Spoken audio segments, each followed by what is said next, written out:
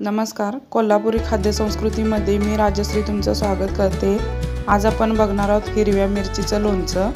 त्यासाठी लागणारे मी इथं साहित्य घेतलंय। इथं मी हिरव्या मिरचीचे 1 इंचाचे तुकडे करून घेतलेत।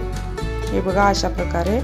त्याच्यानंतर इथे मी 3 पळ्या तेल मी गरम करून थंड करून घेतलंय। इथं मी लोणच्याचा मसाला घेतलाय, मीठ, हिंग, हळद आणि लिंबू। आपण आता बघूया लोणचं कसं बनवायचं। इथं मी लोणच्याचा मसाला 2 चमचे घेतलाय, तेलामध्ये टाकून घेऊया। त्याच्यानंतर अर्धा चमचा हळद घालायचे,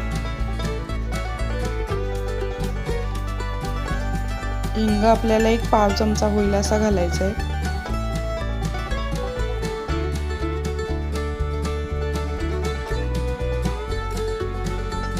त्याच्यानंतर अर्धा चमचा मीठ घातलंय मी।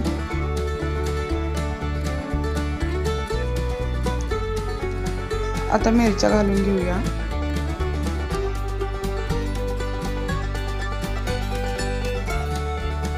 त्याच्यानंतर आता वरून आपल्याला लिंबू पिळून घ्यायचा आहे।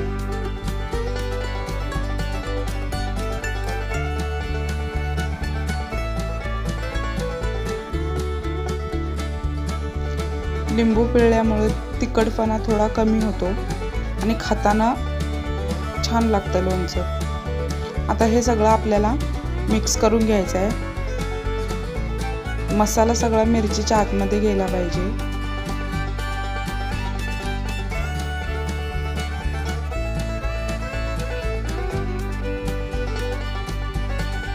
इथं आपलं मिरचीचं लोणचं तयार झालंय। हे मी प्लेटमध्ये काढून दाखवते तुम्हाला। हे लोणचं आपल्याला हवाबंद डब्यामध्ये 3 ते 4 दिवसांच्यासाठी ठेवून द्यायचं आहे। त्याच्यानंतर तुम्ही खाऊ शकता। रेसिपी आवडली असेल तर लाईक करा, शेअर करा, कमेंट करा, चॅनलला सबस्क्राईब